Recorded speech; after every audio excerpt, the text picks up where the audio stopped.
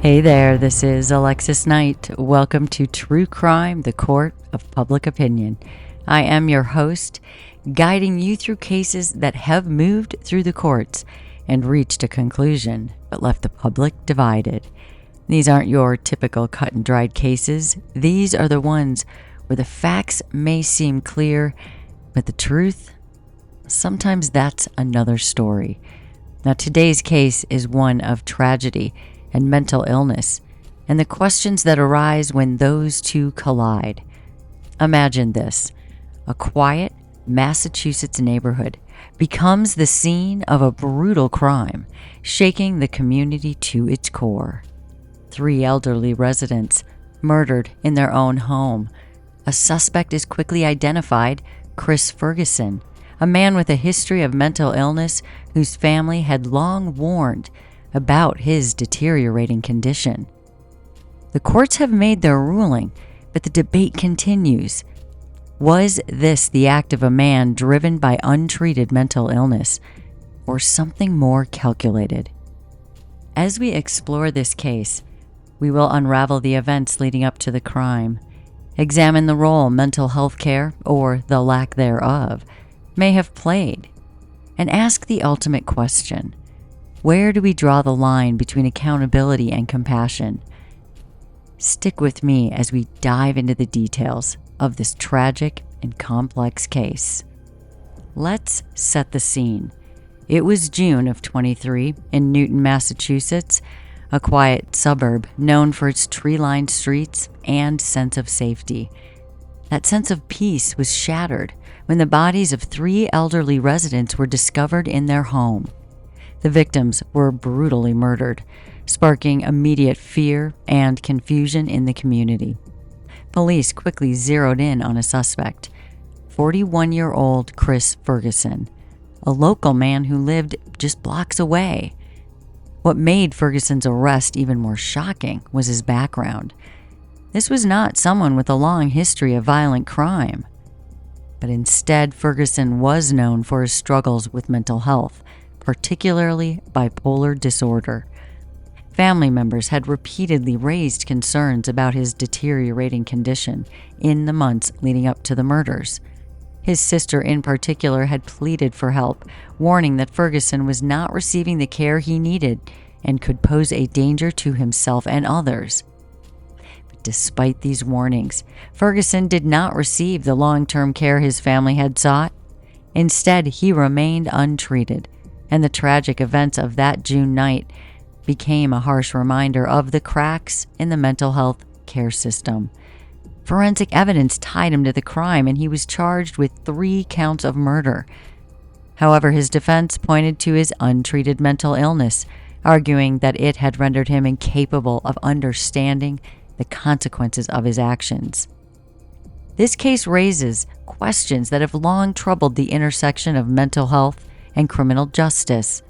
How should the legal system handle individuals with severe mental illness who commit violent crimes? Where does accountability end and compassion begin? And perhaps most haunting of all, could this tragedy have been prevented if Ferguson had received the treatment he so desperately needed? Stick with me as we dive deeper into what happened that night, the evidence presented in court, and the arguments made by both the prosecution and defense.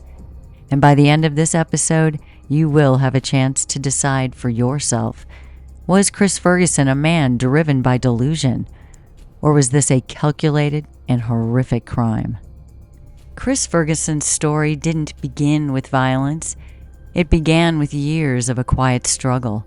Diagnosed with bipolar disorder in his 30s, Ferguson often teetered between moments of stability and bouts of severe mental instability. His family described him as kind and hardworking when he was well, but increasingly withdrawn and unpredictable when his illness took hold. By 2023, Ferguson had stopped adhering to his treatment plan, a decision that many in his life believed was tied to the stigma and frustration that often accompany long-term mental health challenges.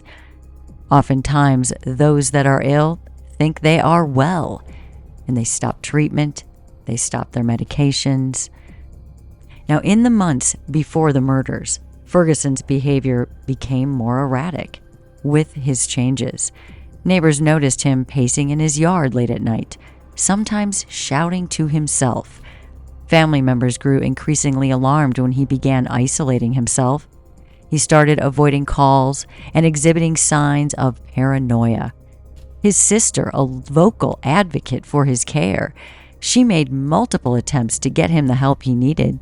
She contacted local mental health services and even reached out to authorities, warning that Ferguson's condition was worsening and that he needed urgent intervention. And despite these warnings, systemic barriers stood in the way, like many mental health systems across the country. The resources in Ferguson's area were stretched thin. Beds in psychiatric facilities were scarce at that point, and long wait lists often left individuals like Ferguson to navigate their conditions on their own. Something that still happens right now. This is only 2023. His sister's pleas went unanswered, leaving the family in a state of helplessness as they watched Ferguson spiral. They knew he was getting worse, and they felt like there was no help. They certainly could not fix him themselves. Now, on the night of the murders, Ferguson was reportedly seen wandering the neighborhood hours before the crime. Witnesses described his behavior as confused and detached, and the details of what happened inside the victim's home remain chilling. Authorities believe Ferguson entered the residence in a state of agitation, escalating to violence that left 3 elderly individuals dead. Forensic evidence, including DNA and footprints, tied Ferguson to the scene, leading to his swift arrest. Then here's where the case becomes even more complex. Ferguson reportedly had no known history with victims. Was this the result of a random delusional act, or was there something deeper at play? The prosecution would later argue that Ferguson was fully aware of his actions, while his defense painted a very different picture. This case forces us to confront uncomfortable truths about those gaps in mental health care and the stigma around mental illness, and the fine line between accountability and understanding. As we continue, let's get deeper into the evidence and the arguments presented in court, and we'll examine the complexities that continue to haunt anyone that hears about this case. To understand the gravity of this case, we must take a closer look at the victims and the impact of their loss on the community. The 3 elderly residents, Margaret, William, and Anne, were well-loved members of the Newton neighborhood. All were in their late 70s or early 80s, and they were known for their kindness and their role in fostering a close-knit sense of community. Margaret had been a retired school teacher, William a former firefighter, and Anne a volunteer at the local library. Together, they represented the heart of the neighborhood. Their brutal deaths sent shockwaves through Newton. Residents who once left their doors unlocked began double-checking their locks and looking over their shoulders.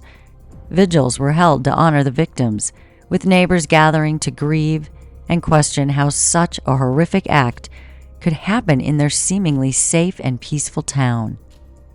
In the immediate aftermath of the murders, police faced mounting pressure to solve the case quickly. The forensic evidence found at the scene left little room for doubt. DNA samples and bloody footprints matched Chris Ferguson. But what the evidence could not answer were the questions swirling around his mental state. Why this house? Why these victims? There were no signs of forced entry, suggesting Ferguson may have entered through an unlocked door or maybe a window. The random nature of this crime puzzled investigators and fueled speculation about whether Ferguson even understood the gravity of his actions.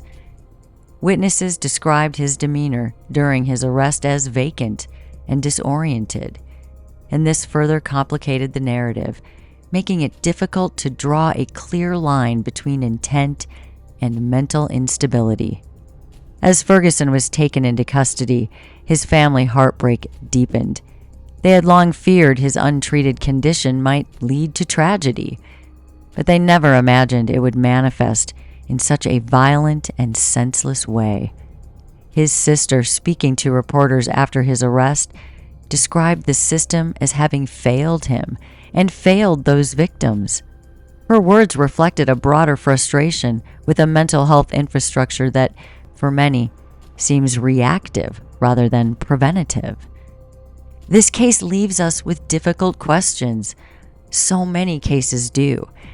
Here, could this tragedy have been avoided if Ferguson had received timely and effective care? Or was this an act of deliberate violence that defies any explanation rooted in mental illness? The court had its say.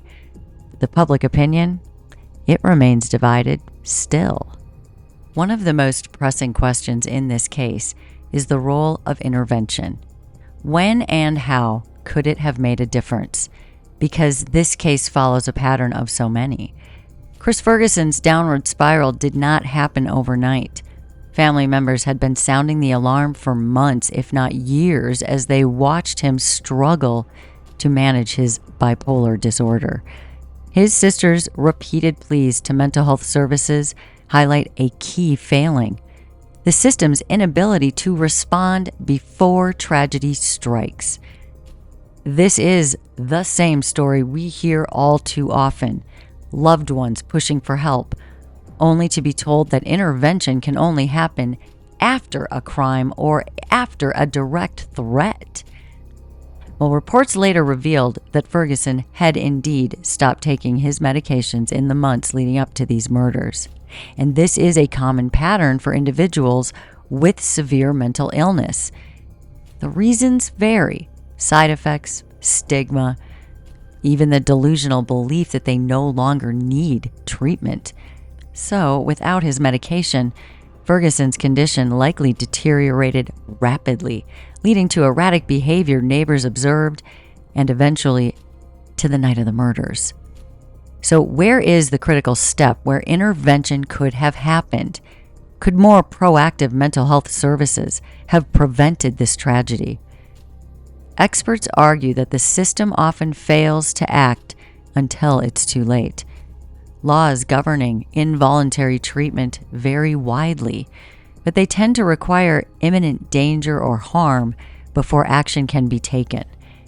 For Ferguson's family, this threshold proved devastatingly high. And if we see this pattern over and over again, when can it mean something to us to create change? Because this raises a broader societal question, and that is what I am saying. Should the criteria for intervention be reevaluated, particularly for individuals with a history of severe mental illness? Critics of the current system argue that waiting for an act of violence before providing care is both inhumane and inefficient, and we have proven this already. Yet expanding the criteria for intervention raises some ethical concerns for some about individual rights and autonomy. It's also important. Ferguson's case brings these issues into sharp focus. While his mental illness does not excuse the horrific acts he committed, it does force us to grapple with the systemic failures that did allow this to happen, his condition to spiral unchecked. Could this tragedy have been avoided if intervention had come sooner? Or is this simply the grim reality of a broken system, one where warning signs are just ignored until someone's hurt or lives are lost? To fully understand the case, we need to walk through the timeline of events and the key facts that shaped the court's decision. So that June in 2023, Chris Ferguson was seen wandering through his Newton, Massachusetts neighborhood, and witnesses described his behavior as odd, but it was not overtly alarming at the same time. He was barefoot and mumbling to himself and occasionally stopping to stare at houses along the quiet suburban street. Now, what happened next remains chilling. So sometime after 10 p.m., Ferguson entered the home of 3 elderly residents. Margaret, William, and Anne. The details of how he entered are still unclear, but investigators suspect an unlocked door or window. That's what allowed him access. Now, once inside, chaos completely erupts. Police reports later revealed that Ferguson attacked all 3 victims with a knife, inflicting fatal wounds before he flees. Now, it wasn't until the following morning that a concerned neighbor discovered the bodies and called the police. The crime scene was disturbing and horrifying, with clear signs of a struggle. Blood evidence was found throughout the house, and defensive wounds on the victims suggested they had fought for their lives. Forensic investigators quickly got to work, collecting DNA samples and other physical evidence to identify the perpetrator. Within hours, Ferguson became the prime suspect. His erratic behavior in the neighborhood the night before placed him at the scene, and further evidence sealed his fate. Bloody footprints found near the victims matched his size, and a knife recovered from the home was later confirmed to have his DNA. Ferguson's arrest followed swiftly, and he reportedly offered little resistance. Witnesses described him as dazed and unresponsive during his initial police questioning. The victims' identities were released to the public, and the community's grief was immediate and overwhelming. Margaret and William and Anne were pillars of the neighborhood, each known for their warmth and generosity. They held their vigils in their honor. Neighbors and family members expressed shock and disbelief that this kind of tragedy could happen to their close-knit community. As Ferguson awaited trial, questions about his mental state dominated public discussion. Was this guy fully aware of what he had done? Or was this a crime committed under the influence of untreated mental illness? And these questions would end up forming the basis for the legal arguments that unfolded in court. As investigators pieced together the events leading up to the murders, Chris Ferguson's history of mental health issues became a focal point. His medical records revealed a diagnosis of bipolar disorder dating back over a decade. Ferguson had been prescribed medication to manage his condition, but records also indicated periods of noncompliance with his treatment plan. This was not uncommon. Individuals with severe mental illness often stop taking medication for a variety of reasons. In Ferguson's case, the warning signs had been escalating for months. Family members shared their growing concerns with police and mental health providers in the weeks before the murders. His sister had long acted as his advocate, described how Ferguson had become increasingly paranoid and detached. And she said that they begged for help. They told them that he was losing control, but nobody in the system did anything about it. Now, Ferguson's behavior on the night of the murders reflected this decline for sure. Witnesses reported seeing him pacing the streets barefoot and muttering to himself. These are clear signs of distress. Experts later testified that these behaviors were consistent with someone experiencing a psychotic episode. But the prosecution argued that Ferguson's actions were far too calculated to be dismissed as delusional. The evidence at the crime scene suggested intent, the selection of a vulnerable household, the use of a knife, and the methodical nature of the attacks. This trial introduced the public to a chilling piece of evidence, a journal recovered from Ferguson's home. Now, in it, he had written about his frustrations with the world, his distrust of people, and his feelings of being abandoned by the system. Okay, so he was aware of that.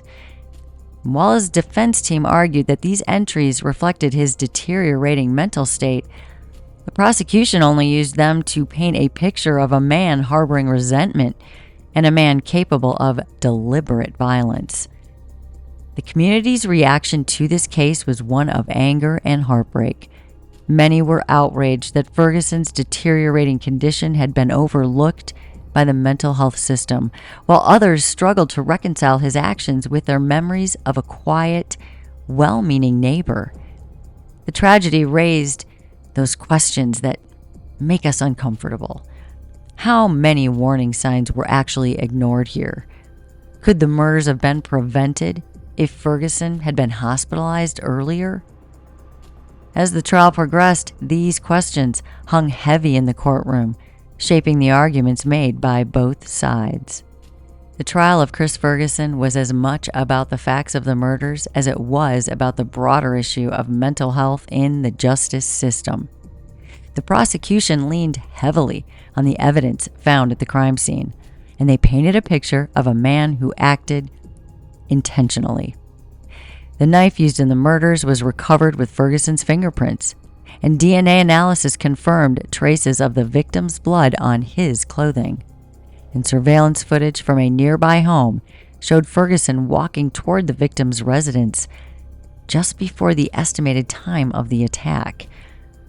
Prosecutors argued that Ferguson's actions were deliberate, and they highlighted the methodical nature of the murders. They contended that his decision to target an unlocked home occupied by elderly residents suggested he sought a vulnerable target, and that this was not a random act of chaos. The prosecution stated it was a calculated crime carried out by someone fully aware of their actions. The defense, they had a different narrative, of course. They focused on Ferguson's mental health history, calling on psychiatrists and family members to testify about his struggles with bipolar disorder. Medical experts explained that Ferguson's untreated condition likely left him in a state of psychosis during the attack, unable to comprehend the reality or the consequences of his actions. They pointed to his erratic behavior before the crime and the writings in his journal as evidence of his delusional state. And they also highlighted the family's repeated attempts to get Ferguson help, arguing that systemic failures allowed his condition to escalate unchecked. This isn't just about Chris Ferguson. This is what his attorney's arguing, saying this is about a mental health system that failed him, and by extension, failed these victims. So would the system then be responsible for his actions? How does that work? Well, this trial captured national attention either way, with media outlets and public opinion divided on how much weight should be given to Ferguson's mental illness. Some viewed the murders as the inevitable, a result of an untreated condition and a broken system. And others just saw it plain and simple, a cold, calculated act that demanded accountability. And as closing arguments were presented, there was one question that lingered. Could Ferguson have stopped himself, or was he powerless against his illness? The jury faced the daunting task of separating intent from delusion, and their decision would shape not only Ferguson's fate, but the ongoing debate about mental health and criminal responsibility. The prosecution's case against Chris Ferguson rested on one key argument: intent. They acknowledged Ferguson's history of mental illness, but they maintained that his actions on the night of June 25th and 23 were deliberate and calculated. According to them, Ferguson had planned this attack and carried it out with clear awareness of what he was doing. The physical evidence played a central role in their argument. The knife, the footprints, and the DNA left at the scene all painted a picture of methodical violence. The prosecutors emphasized that Ferguson chose a house with elderly, defenseless residents, arguing that this decision showed forethought. He did not randomly lash out, they said. He targeted specific victims because they could not fight back. And the journal found in Ferguson's home, well, that added another layer to their narrative. While the defense framed his writings as the ramblings of a man in crisis, the prosecution pointed to specific entries expressing anger and frustrations and feelings of abandonment. One chilling passage read, "Sometimes I think it would be easier if they all just disappeared." To the prosecution, this line demonstrated not only resentment, but also a potential motive. The timeline of the crime also bolstered their case. Surveillance footage showed Ferguson approaching the house shortly before the attack and then leaving shortly after. Combined with witness reports of his behavior that evening, the prosecution argued that he was lucid enough to make decisions and understand the consequences of his actions. This was not the act of someone disconnected from reality. This was the act of someone who made a choice. This was their stance. And throughout the trial, the prosecution was careful not to dismiss Ferguson's mental illness entirely. Instead, they argued that his illness did not absolve him of responsibility. They presented expert testimony suggesting that people with bipolar disorder, even those experiencing psychosis, they are capable of forming intent. It doesn't equal lack of accountability when you're dealing with mental illness, is what they're saying. And they're saying that Chris Ferguson knew exactly what he was doing, regardless of his mental illness, and he chose to do it anyway. And their argument left the jury with a sobering question. Even if Ferguson's mental state played a role in the crime, does it negate the intent behind his actions? And this became a key point of contention as the defense presented their case. The defense's argument centered on Chris Ferguson's mental illness and the devastating role that it played in the events of this crime. They didn't deny that Ferguson was responsible for the murders, but they argued that he was not in control of his actions because of his untreated bipolar disorder and the psychotic episode he was in that night. To them, Ferguson was as much a victim of his condition as the victims of his crime were. And to build their case, the defense called on medical experts who had treated or evaluated Ferguson over the years. A psychiatrist testified that individuals with severe mental illness, particularly those experiencing psychosis, often lose their ability to distinguish reality from delusion. The expert explained that Ferguson's decision to stop taking his medication likely triggered his downward spiral, culminating in the tragic events of that night. In his mind, the psychiatrist stated, he was not committing a crime. He was responding to a distorted reality created by his illness. The defense also introduced evidence of Ferguson's behavior in the weeks leading up to the murders. Witnesses testified about his paranoia and his delusional beliefs and erratic actions, all of which pointed to a man in crisis. His sister took the stand, recounting her repeated attempts to get him help. Fighting back tears, she described how her warnings went unheeded, saying she begged for someone to intervene, but no one listened. To further support their case, the defense highlighted the flaws in the mental health system that failed to provide Ferguson with adequate care. They argued that his untreated illness was a result of systemic neglect. This was not a personal choice. He was not a monster. He's a man who fell through the cracks and who was left to navigate a debilitating illness all by himself. They also challenged the prosecution's interpretation of those journal entries, suggesting that they reflected internal anguish, not a motive for murder. They contended that Ferguson's writings were evidence of his mental deterioration. They were not premeditation. This was a cry for help, the attorney argued, not a plan for violence. The defense left the jury with a powerful question. How can we hold someone accountable for actions taken during a psychotic episode? And one that they could not control or prevent without the help that they needed, but they were denied that help. The jury deliberated, and this question weighed heavily on them. And it shaped both the outcome of this trial and the ongoing debate surrounding mental health and criminal justice that never goes away. This case, the Chris Ferguson case, it struck a nerve with the public. Heated debates began about mental illness and accountability and the failures of the mental health care system. At the heart of the controversy was the question of whether Ferguson's illness should excuse his actions or whether justice demanded accountability regardless of his mental state. And then, we have this, because many pointed to Ferguson's untreated bipolar disorder and psychotic episode as evidence of a broken system. This is not new news to us. Mental health advocates argued that the tragedy could have been prevented if Ferguson had received the care he needed. And they said this isn't just about one man's actions.